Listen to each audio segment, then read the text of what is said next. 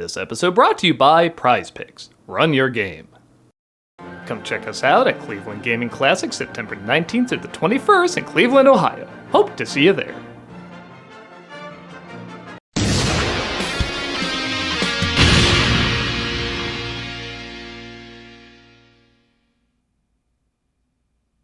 Hello, I'm the Nostalgia Critic guy. Remember it so you don't have to. And welcome to another episode of Review Revisit.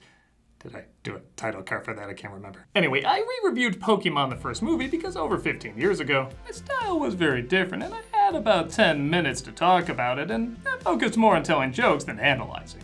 Over the years though, my style has changed. I'm revisiting old reviews and going into more detail about them. Seeing how I just saw this on the big screen, it's been on my mind, so why not?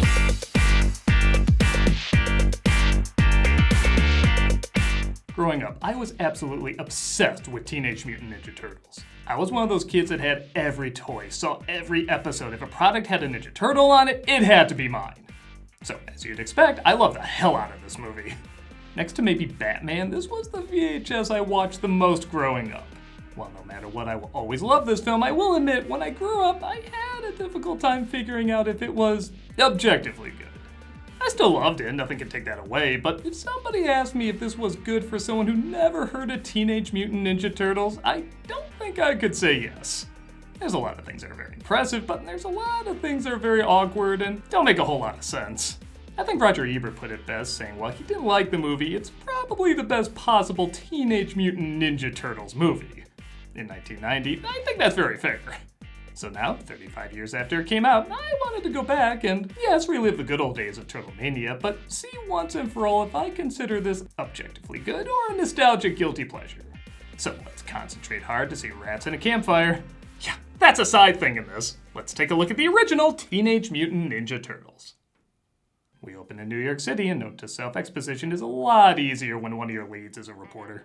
Crimes without criminals, an invisible gang at work. Who are we gonna call? Unfortunately, the police. That's Judith. Hoag is April O'Neil, and while originally I gave this version a hard time for not looking like the cartoon, I mean, if you grew up with this as your first love, so would you. She really does capture everything else about her perfectly. She's got the spunk, wit, heart, and most importantly, obsession with her job. I always said the big difference between her and Lois Lane is Lois did her job for the fame and to win awards. Nobel Prize. I supposing the biggest gun smuggling ring to hit this town in 10 years, and what makes the front page? April does it because she loves getting information to everybody and is confident enough to know she can probably do it the best. I think you know just as much as I do about this Foot Clan, and I don't think you're doing anything about it. I doubt very much that Chief Stearns is taking this possible connection seriously. This is great! I must really be onto something hot if they're trying to kill me! Lois is about the glory, April's about the story. Oh, and she wears yellow. Yeah, for whatever reason, you can change everything about this character, but as long as she wears yellow at least once, she's April. Get away from me! She stumbles across some robbers who try to mug her, but out go the lights and she's suddenly saved. She finds the weapon of one of her rescuers left behind. Damn. Oh yeah, even though this was released in 1990, it's kind of an unofficial 1980s kids film.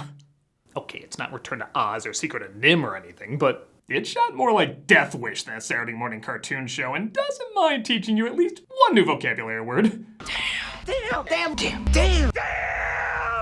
If they were allowed to chain smoke in this movie, they probably would. Awesome! Righteous! I know everybody praises the turtle costumes in this, and honestly, they deserve even more praise. Jim Henson apparently had reservations working on this because of how violent it was. Lord knows he had little of that in his history. What about my future? You don't have a future! But you never would have guessed because these still look amazing all these years later. They dirty them up, they look wet and sweaty. Compare these to the later Turtle movies and you can see they did not phone this in. Imagining these actors trying to see through these masks and moving as naturally and quick as any teen would, while also choreographing fight sequences as precise as any martial arts fight that didn't have actors in pounds of foam and wires. As an adult, I see this as a really amazing achievement. Give me 3! You got it! The film only had 7 weeks to complete, and because every studio was too afraid to touch it, fearing it was too risky in terms of the effects, it ended up being an independent film. The highest grossing independent film at the time. But because of this, while the Turtles look great, they broke down a lot. Which is really eerie to see. Like, these moments I've watched a million times are suddenly disturbing as hell because it looks like they're having a stroke. Whenever this happened, they just shot scenes of Splinter, who was mostly a hand puppet. Plus, his scenes were a lot more gentler and slower, matching his father-like persona perfectly. I suggest we all meditate now. Even if he orgasms when he meditates. What was that? The Turtles are a touch different from how we knew him at the time. Donatello is certainly the brains, but he's not a super genius. Leonardo is still not that great a leader. In fact, he does very little leaderish things in this, but he does offer a lot of heart and sensitivity. And I guess they thought Michelangelo and Raphael were a little too similar in the cartoon, as they were both the lighthearted jokesters, so they made Mikey more the fun guy and Raph more the angry brooder. And this will carry over to a lot of future versions, as it does make sense, as he would be more the angsty muscle of the group, and it does feel like this lineup needs that. Ugh. Where did they come up with this stuff? Gotta love when a mutant turtle in a trench coat says, well, that was far-fetched. We're also introduced to Casey Jones, played by Elias Koteas, who originally had a brief scene showing he's pissed off with violence in the world, so he adds more violence in the world. But in this version, they cut that out, so he's just a random grown man beating up misguided kids. Class is Pain 101. Your instructor's Casey Jones. Honestly, like a lot of the characters in this movie, though, the charm from the actors helps balance out a lot of moments that don't always add up. How about a 5-minute game misconduct for roughing, pal? Raph says he's too rough on the kids, and they get in a big fight. God, I hate punkers. Especially bald ones with green makeup. Who wear masks over ugly faces. I'll admit, even when I was a kid, I was thrown off that a giant turtle could fool everybody into thinking he's human by just wearing a trench coat and a hat. But after visiting New York, this scene here... What the heck was that? Looked like sort of a big turtle in a trench coat. You're gonna look wild here, right? ...is very authentic. They could literally see a giant turtle running around, even with a passenger who voices that turtle. Then they wouldn't think anything about it. It's surprisingly realistic. I have tried to channel your anger, Raphael, but more remains. The film does take time to address teenage anger, and actually, I'd argue, that's probably the theme of the film. Splinter tries to understand and comfort a teen feeling angry and lost, but there's others out there back then, and certainly now, who try to exploit that anger and misguidedness for their own personal gain. He poisons your minds to obtain that which he desires. He cares nothing for you or the people you hurt. It was something as a little kid I didn't fully follow, but as a teen, and especially as an adult, I see the value in it. Miss O'Neill, if you would stick to asking questions. April pushes the police chief to do a better job finding the thieves, who are apparently inspired by Japanese martial artists called the Foot Clan. O'Neill, get in here! Timely. Trust me, you'll get plenty of that in other versions. 107, a new record. The head of the Foot Clan, known as the Shredder, though, see, she's getting too close. Often seems that Silencer. Okay, but can you stop stabbing our TVs? This is why I need so many just to watch one show. The Foot Clan follow April to a subway, introducing the first of many dubbed actors in the film. We've been waiting for you, Miss O'Neill. We've been looking for you, Miss O'Neill. Attack! There is a new enemy. Freaks of nature. There is a new enemy.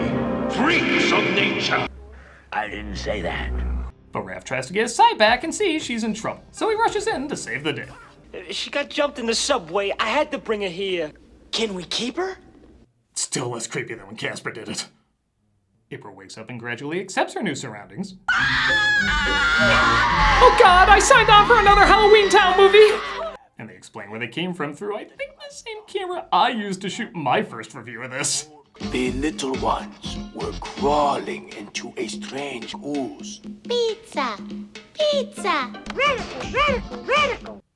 This is one of many moments of sobriety where I go, oh yeah, Teenage Mutant Ninja Turtles is kind of insane. April finds herself getting along with them though, especially when she says she has frozen pizza in her apartment, which of course the Turtles have an unhealthy addiction to. Adrian! You killed my brother, you dirty rat! April's like, they literally live in shit. Just laugh at the bad impressions. They leave her apartment with very odd hallway decor. But it looks like a member of the Foot followed them home the previous night, which that must have been a fun report. Hey, I think the Muppets from Jabba's palace are living below us. And they take Splinter. Splinter.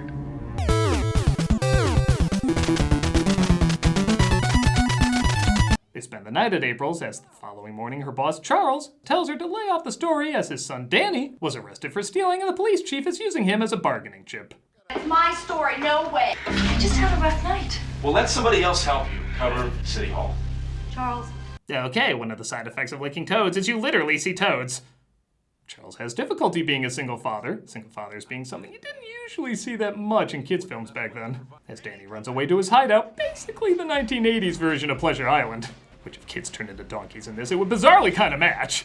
Full house! What is the story behind that sign, though? Did a kid come in like, I stole something, and they were like, what the hell are we gonna do with this?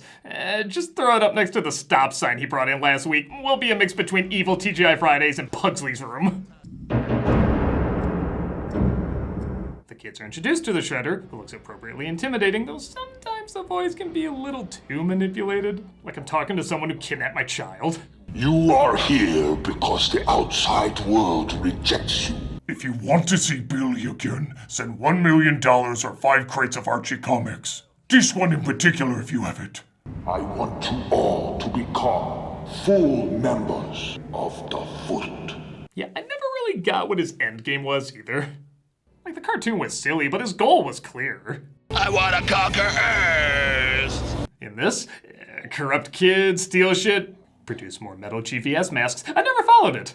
Also, you remember those moments of sobriety I was talking about? Together we will punish these turtles. You are high. Where's the exit? Congratulations, you win the prize of Prize Picks. This is good.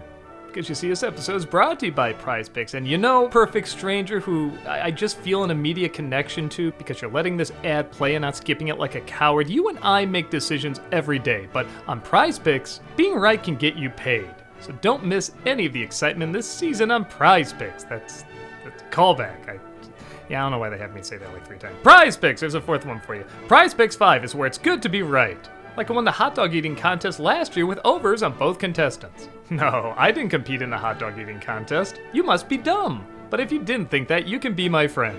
A friend miles away who can't talk to me. But we can both have fun because the experience of playing Prize Picks is so easy. You just pick more or less on 2 to 6 player stat projections. That's it.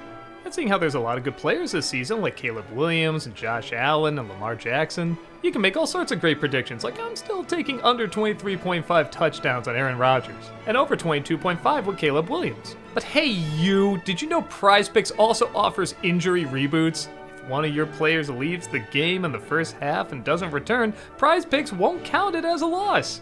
And hey you, again you, Prize Picks invented the flex play. What is that? I'll tell you. It means you can still cash out if your lineup isn't perfect. You can double your money, even if one of your picks doesn't hit.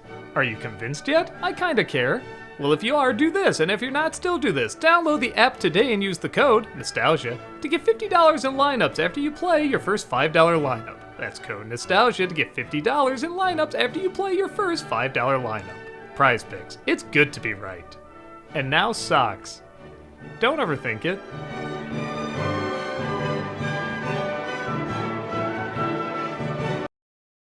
Come watch me play Final Fantasy VII Rebirth every Friday on Twitch. We also got other content during the week, so come check us out. Danny tells the Shredder he saw the turtles at April's place when he really should have brought up the Frogger living there. And the Foot kicked the shit out of Raph before taking on the rest of them.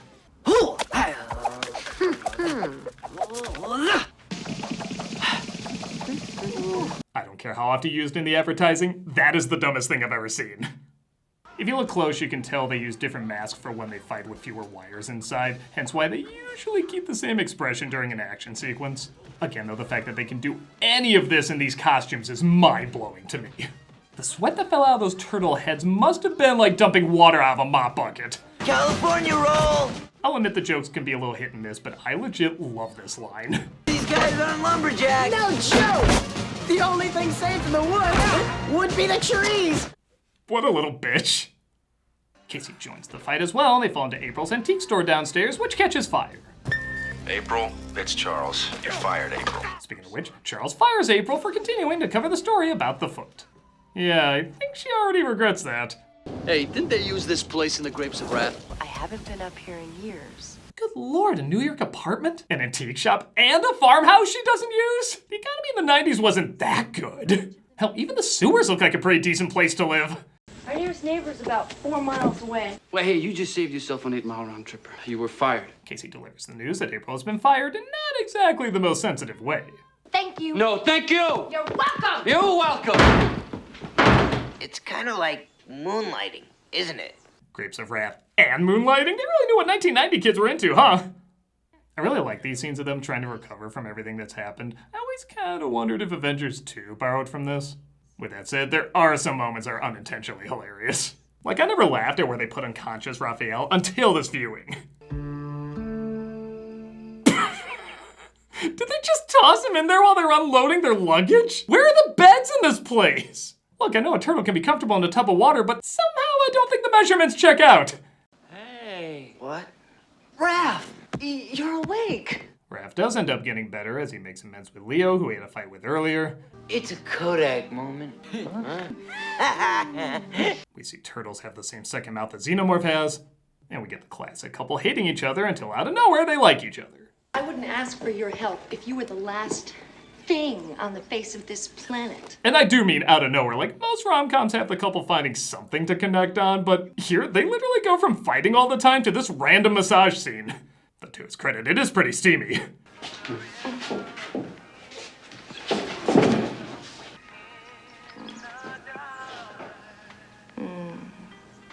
A little too much for Mr. Camera. We then get the scene that I loved as a kid, but as an adult, was one of the major moments that made me say, I don't know if this is objectively a good flick. Leonardo meditates and within seconds can talk to Splinter. Leonardo! Splinter! He encourages the others to do so, and Splinter comes to them in a vision, even though they never explain how this works, shown any moment of them learning it, or have Splinter say, by the way, if you want to save me, I'm on the east end of Laird Street. It's another in-joke, I know, it kind of works anyway. Help!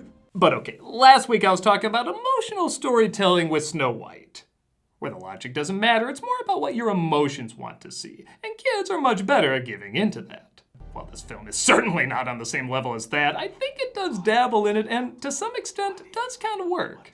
There is a sincerity to this. You feel the heartbreak of them being separated from their father figure. It's not cynical in any way. Even though it doesn't make a lick of sense, the emotion does hit. Gladly return with my final words. I love you all, my sons. If you want to teach your kids about mastering mind, body, and emotions, show them Avatar. But if you want an emotional moment told in an emotional way, this gets the job done. To some extent, you could say the same about Shredder's vague plan, or the turtle's first words being pizza, or a few other scenes. It isn't just one isolated moment, so it kind of works. What is it?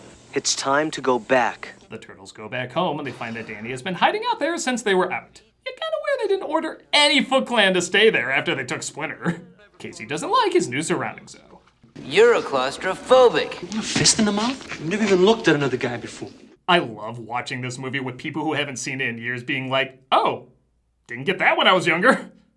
As the turtles dine on some leftover pizza. Do you like penicillin on your pizza? Well, it is Domino's in 1990. Danny goes back to Splinter, who he's been talking to, and he shares the story about where he came from. I lived in Japan, a pet of my master Yoshi, mimicking his movements from my cage. Even when I was a kid watching this on the big screen, I heard several adults laughing at this moment saying, okay, what are we watching? His only rival, Uroku Saki. He talks about how a man named Uroku Saki was jealous of his master for winning the heart of a woman. So after he moved to America, Saki followed them and killed them both. He even sliced off his ear before leaving. Much like this footage is slicing out my eyes. Yeah, I know this was low budget, but my retinas are bleeding looking at this. What are you doing in there, boy? Nothing. Shredder finds out the turtles have returned, and he goes himself along with the Foot Clan to take them down. The turtles fight them off as Casey follows Danny, who's had a change of heart, and tries to help him free Splinter. They end up getting caught, though. It's gonna cost you, Tinkerbell. I still don't know what that means, but it makes me laugh. Casey gets the drop on him, but 22-year-old Sam Rockwell isn't having any of this. We're a family. You call this here and that down there family? The film actually does do a pretty good job talking to youth at the time. Like, yeah, we'll totally be brainwashed by literal silver samurai, but once one of them loses a fight, this place is kind of lame now. Hey, dudes, where you going? I ain't done! The turtles fight their way to a curtain of New York where the Shredder jump cuts towards him, and he's too powerful to take on. Yeah! 1, 2, 3. Damn, great. I never did understand why they didn't just all rush him at the same time, but then again, it did lead to some good lines. What point did we lose control here? Maybe somebody ought to tell him that we're the good guys. Also, Shredder just waiting in the background is such a power move. The only thing I have on my schedule is killing you. I mapped out 3 hours for enjoying this. I'm in no rush.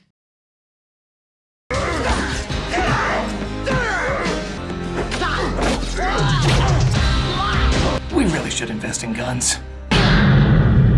Splinter shows up, revealing Shredder is Saki and that he was the rat whose master he killed years ago. Now I will finish what I began with your ear. And then he goes out like a bitch. On the one hand, it is kind of cool that one calm move wins over all his anger-filled rage. I also like this isn't self-defense. He could pull him back up, but he's literally talking in great detail how his death is gonna be. God, I miss kids' films like this. Death comes for us all, but when you die, it will be without honor. Oh, and just to be sure, Casey also uses a dump truck to squash him. These are some cold-blooded killers. The police are told the Foot's location, Danny reunites with his father, and April is asked to cover the story, seeing how she was right about everything. Did you know that Mae Williams over at Channel 5 has her own office? And in case you're wondering, yes, every reporter in this is named after a month. April O'Neil. Mae Williams. Exactly, June. You can have a corner office. Oh, but she's also one of the highest paid field reporters in New York City. Now you are. Now you are? Did you see how much New York property she owns? Casey and April celebrate their sporadic love. The Turtles literally don't say cowabunga until the very end. And despite me saying this is sort of an unofficial 80s kids movie, the one thing that clarifies that it came out in the 90s is, of course, the corny end credits rap. Heroes on a half shell, they're on a mission. When there's a battle, got the enemy wishing that they stayed at home. Nowadays we have mid-credit sequences, but back then we just had rappers singing the Wikipedia synopsis.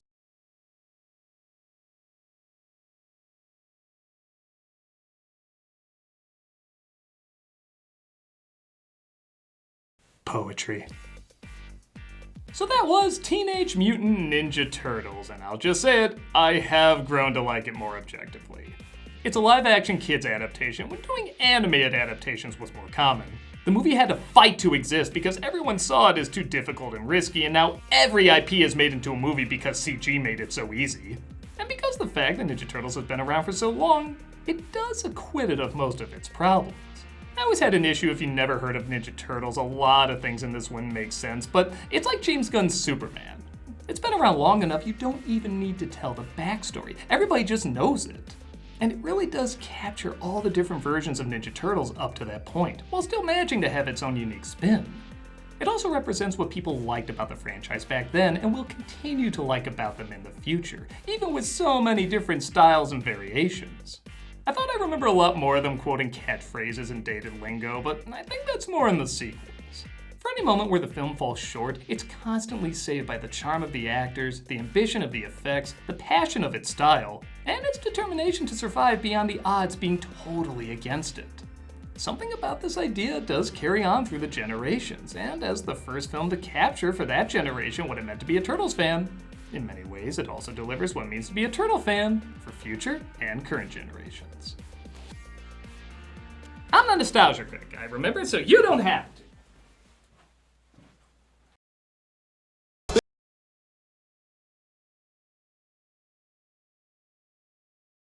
We're still doing cameos for charity, but I'm gonna switch things up a little bit. As many of you are probably aware, I got chronic fatigue syndrome about 1.5 years ago. It's still with me, and while it's not nearly as bad as what other people have, there's still very little known about it, not much research or anything, and it probably goes without saying it's really spiked after COVID. So rather than change up the charities every month, I think I'm just gonna give the money to one charity, Solve MECFS. There are so many people suffering greatly from this, and like I've said in the past, I'm not suffering nearly as bad as so many people out there, yet it's still getting in the way of how I live my usual life. So I can't even imagine what so many other people must be going through and the toll it must be taking on them. So if you want a video of me saying happy birthday or congrats, good luck, or whatever, click on the link below and be giving to a good cause. If you're like, no, your face is a butt and I don't like you, well, consider giving to this wonderful organization anyway. Like I said, there's a lot of people suffering from this and we don't really know the reason why, so maybe we can all come together and help them help many more.